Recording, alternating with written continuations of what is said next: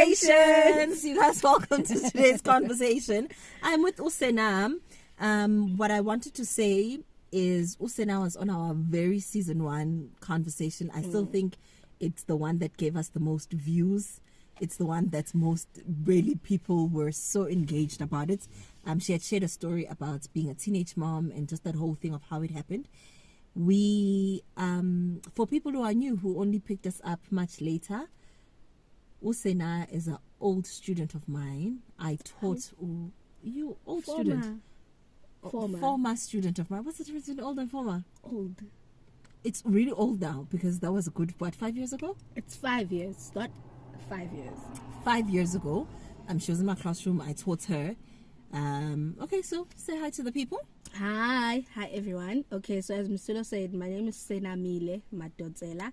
I did come to Carrrnversations years ago. It wasn't years ago, it was 2019. That was years ago in 2023. Okay, so I came here in 2019, had such a lovely experience, and today she will be gracing us. She'll be the guest. I was honored to conduct an interview with her, and I would like us to speak about black parents. So she said to me, you wanted to interview me. You said to me, you would actually like to do a conversation where you come in and you interview me. And I was like, guest. And I'm the guest, so I'm the guest. So the nice. Guest in red. She looks so pretty. Thank you. I'm the guest. So hi everybody, I'm Miss Tulo. I'm Miss Tulo. I'm an author. I'm a speaker. I am say 2 times author. A 2 times author. Well, almost 3 times now. Hello. Yes. I am a daughter. Very important. I'm a friend. And I am an aunt, which is now my new favorite role now. Oh my word. I say to the children all the time that I teach, I say I have the most beautiful nieces and nephews. Those are your friends' babies? Those are my cousins' babies. Okay. But anyway, you can start. Take it away. So I said to Sena with this interview, it can really be a vulnerable space. I said to her, there's not a single question I'm not willing to not answer. I said to her, whatever she feels, I'm going to be honest. I'm a little nervous. Me too. I'm a little nervous. I'm a little nervous because I don't know where the questions might go, but like they can go anywhere, and I'm open and I'll be honest. Okay, I'm ready. Take it away. Your show. Yes, please. So there's no order to it. I think we'll get it. Okay. So firstly, congratulations. How many congratulations on Dear Black Parents? And I'm saying it because it is really, but you know how big it is. Yeah. And how important it is. Yeah. So congratulations on that, and thank you from us, the audience, because we need a book like Dear Black Parents. Now, where did it start? Where does after reflections, right? Do you know you want to write again? Yeah, for sure. Do you know you want to write Dear Black Parents? No. What leads you into that space? Okay, very good question. Look, you're doing well. Good question. Look, I'm sitting there, I'm like, how's she going to structure it? Well done. Well done. Well done. So firstly, after reflections, I knew I was going to write another book. I knew it. I knew I was going to write another book, but I had no idea what was it about. Okay. Actually, I think it was going to be titled, there's a lady I had met who had a lot of miscarriages, and I was going to go coffins in my womb. So I was literally entertaining that idea. Then I thought, no. What were you going to say? I was going to tell her story. I was going to allow her, Then I was so dark. Right. And then I didn't know until what then happened was I'm on a live with Uzisto, and I'm just sharing about all the issues that children are facing, and where are parents not showing up in schools to assist their kids. Okay. And as we're talking, and then I say, I'm going to write a book about this. I am going to write a book about. So there's going to be now a perspective from yourself as a teacher. From a teacher's perspective from the beginning. And I say, I am going to write a book for parents. I am. And she goes, you must write that book. You must. And I was like, I am. Now, I'm sorry to cut you. The prepositions are important. You're going to write a book for parents or to parents? I'm going to write a book to parents. The intention, you see, the book, one of the kids said to me, Miss, it feels like this book you were speaking up for us. Yes. And that's exactly what it is. It was a book to parents. So it's a letter to the parent to say, I think you're not aware.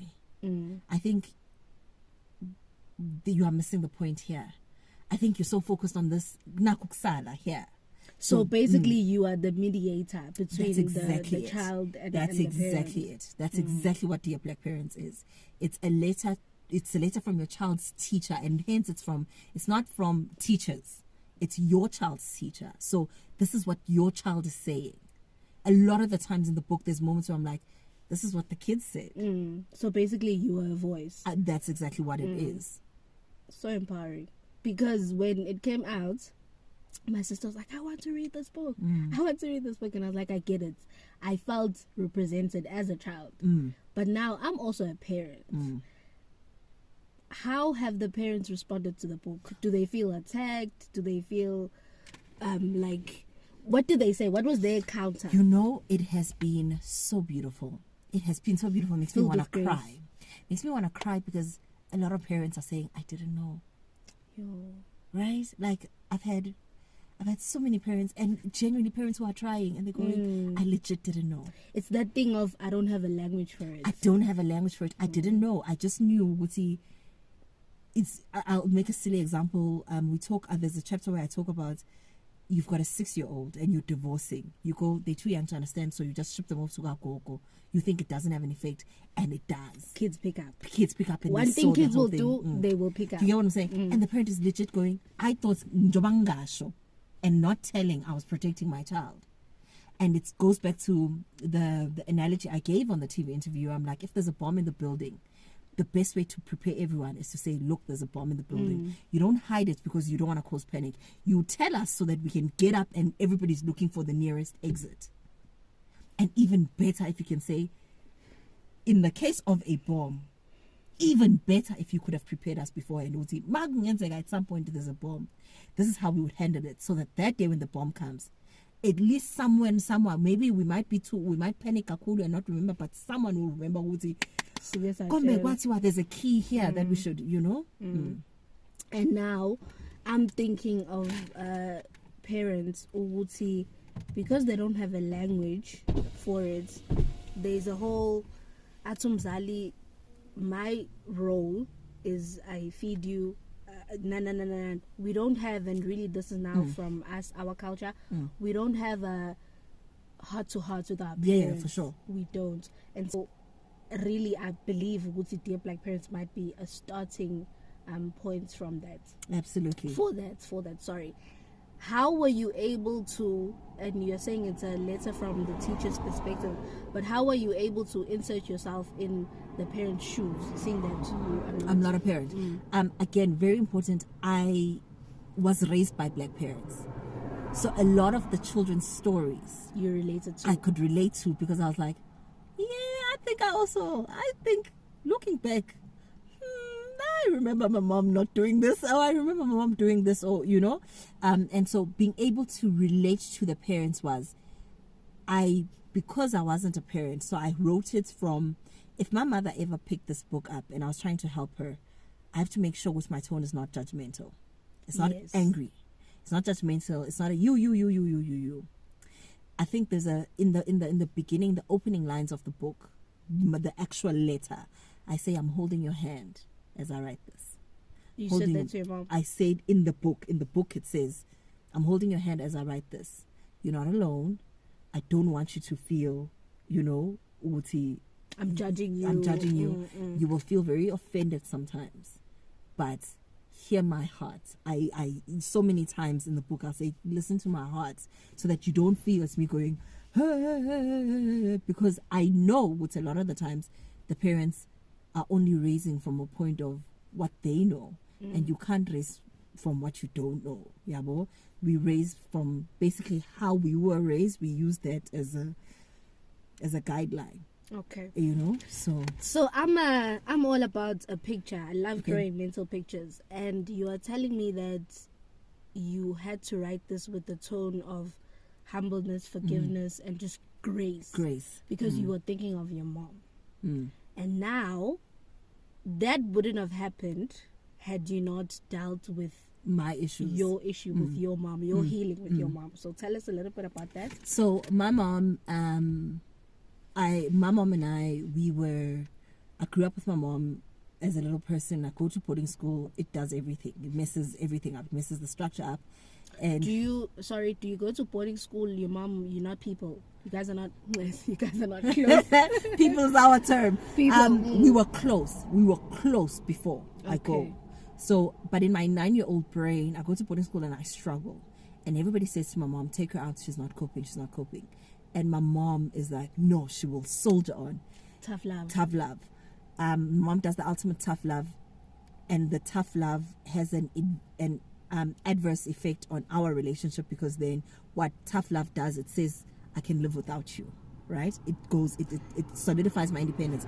To cut down a very long story short, we get to a point where there's so much space between us. I basically feel like my mom doesn't love me and she doesn't see me. The thing with tough love is your parent is doing it and they're saying, I'm doing this, I love you, it's gonna help you. But now, and I don't know if this was the case for you, but I always looked at it as a thing of, you could have helped me in this case and you chose not right. to. But see, my thing with tough love is also my mom. Looking back now, she was going, had I gotten what I'm giving you, I would have been far. But now we're not, you see, but she doesn't have the mom. language and the things for that. So we get to the other side. I'm in varsity, there's a big gap between us. I've got all these mommy issues. I really am going through the world feeling like my mom doesn't love me. Now, it's a wild thing is I'm my mother's only child. And it's going... And you're a girl. And I'm a girl. And it's going, what do you mean, your mom? And I'm like, if she loves me, she doesn't like me. Like, there's a feeling. I'm walking around through the world going, I'm working so hard academically. Because you see in my face, I'm so confused. Ugutsi, you are excelling. You're excellent student. She's not celebrating your achievements with you. No, but all of that from me was not coming from. It was coming from, I'm trying to get her to see me. I'm working this hard. I'm trying to get her to see me. It's things like, I often will say, I didn't grow up being a pretty girl because my mom was not you're so beautiful. My family as well. They don't have the time. You get what I'm saying? So there's a lot of things that I'm trying to get my mom to meanwhile, she's saying it in her heart. She's proud in her heart. You know what I'm saying? I grew up all my life, my mother's proud in her heart. In her heart, she's proud of me, but she's not vocalizing it. And, so anyway, long story short, there's now an icy brick between us. Mm-hmm. And we have this icy brick between us, and I will never forget, I'm struggling with feeling like I'm not enough because I don't know what else to do. How are you relating with other women in your life? For example, Miss Fanika, Mrs. Van der Skees, everyone, mothers. The beauty of God and the beauty of life. Everyone else was stepping in, and so I'm having all this. Are you able to accept it? Absolutely, I'm able to accept it, and I'm able to go. But why can't everyone sees me? But why can't my mom see me like all of you see me? Why can't she celebrate me like all of you are celebrating me? But I had to really learn to get to meet her where she was.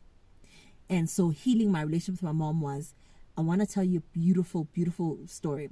I read Maya Angelou's Mom and Me and Mom. And I remember going, I want a relationship like that with my mom. The relationship that Maya had with her mom, I want that. When is this?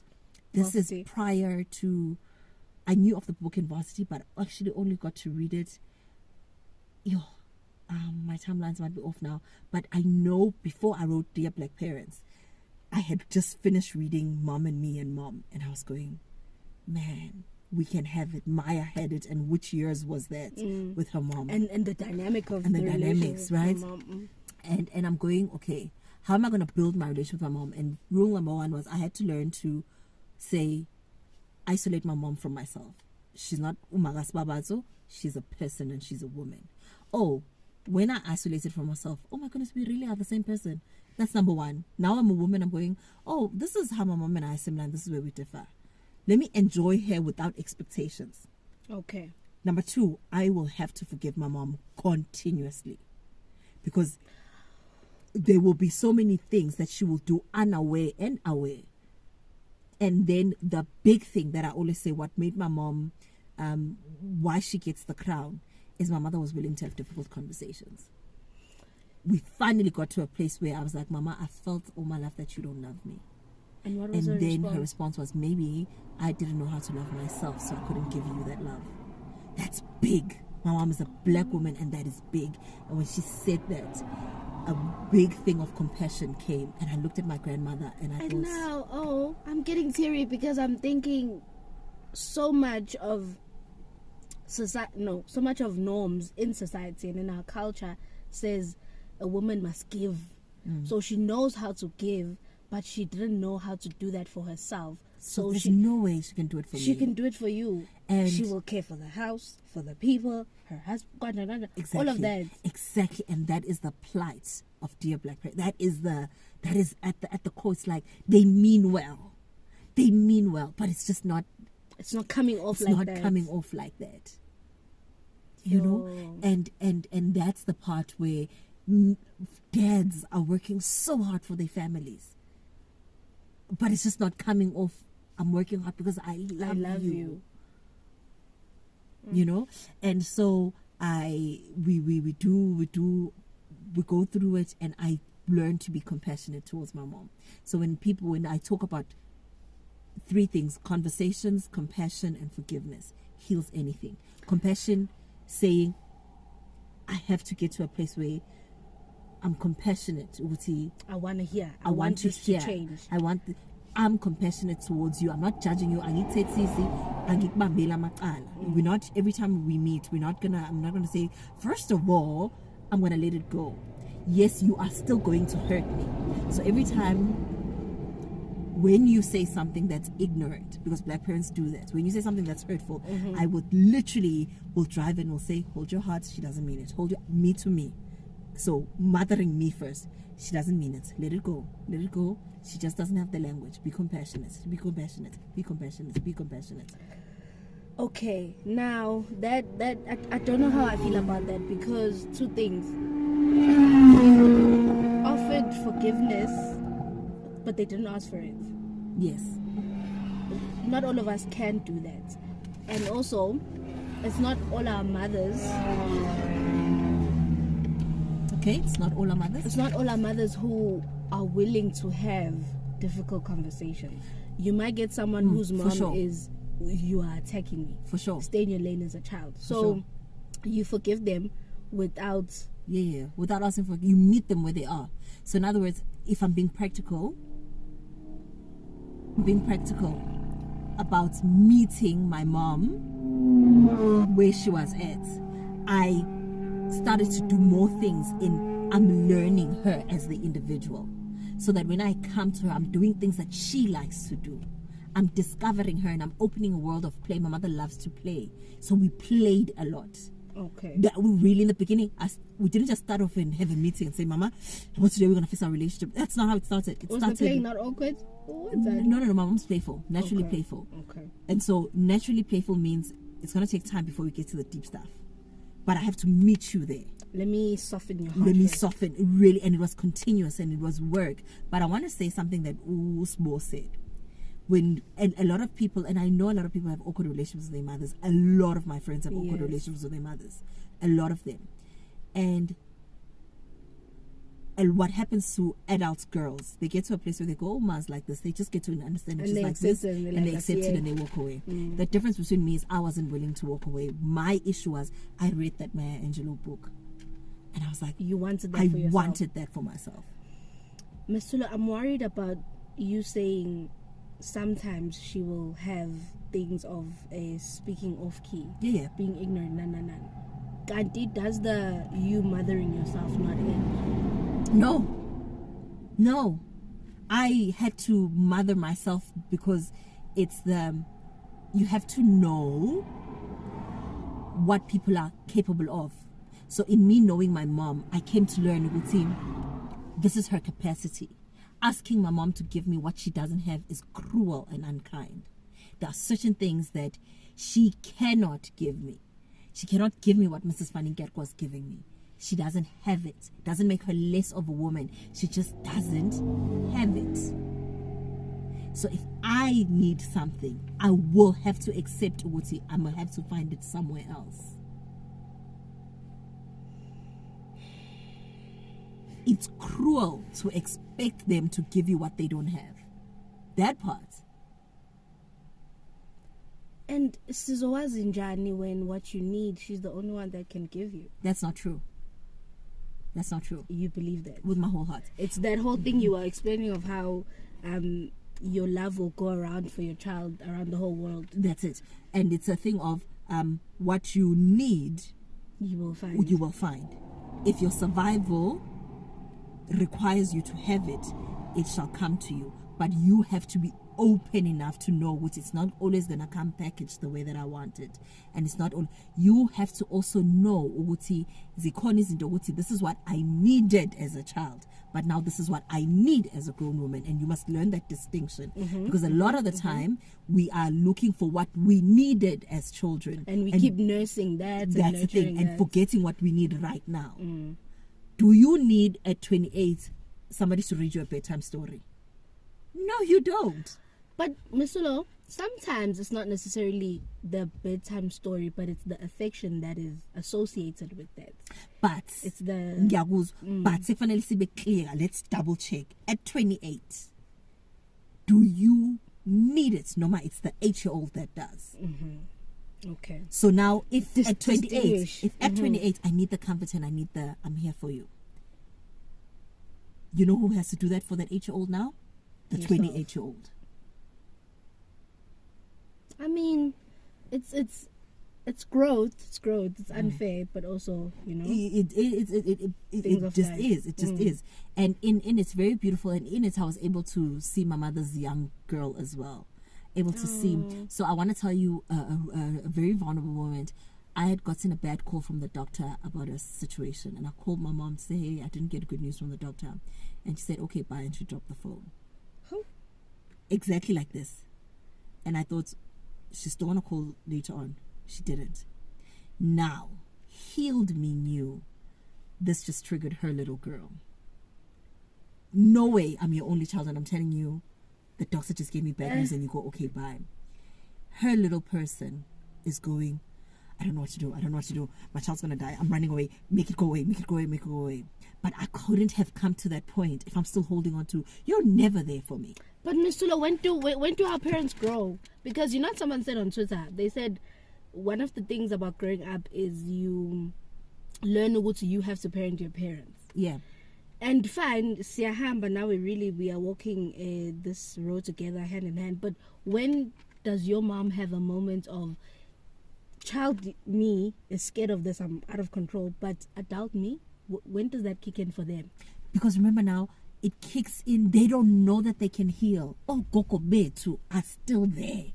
They don't know that they can heal. They haven't been exposed to why are we doing this? We're doing this because we're like, wait, we can heal. They don't know. They haven't been. They had to have a husband and run a household and ignore all their fears and all their traumas and just keep going and make sure there's food, make sure there's clothes, make sure. You get what I'm saying? They don't know. They don't even know what just triggered them now. So what did you do in that moment? I called my mentor, my Bandriona, and she did talk me through it, because that's what I needed. She did that, talk me through it. I knew now I'm not going to get it from my mom. She talk me through it. What did the doctor say? Okay, what are we going to do? Are you in pain? What's and then so later on, the next day, I call my mom and I'm like, I'm okay. Now I have to say to her, I'm okay. I'm just in pain, but I'm not dying. You get, I'm okay. I'm just in pain. I'm not dying. It will be fine. Because then I later on learned the big story, and this makes me so teary. The big thing with my mom and I all our life. So my mom lets me get raised by everyone, and comes back and goes, what a phenomenal person. What's my opinion to Mrs. Van Niekerk's opinion? To all these great people I have had great women speaking to me. And so then my mom is at a place where she goes, what's my opinion? Must she wait? So do you feel now it's your job to tell her, but you're great? Exactly. Just by virtue of being my mom. Exactly. When she picked up Dear Black Parents, the first couple of chapters, like the first, my chapters come in a paper form when they just in the beginning. Remember. I still remember going, oh my word, I've made so many mistakes. Right? she read the couple and she went, oh my word, I've made so many mistakes. And I had to say to her, but baby, you have a whole author. And I think I'm doing okay. Yes, not okay. You're doing phenomenal. Phenomenal. You know? And that speaks on what she did.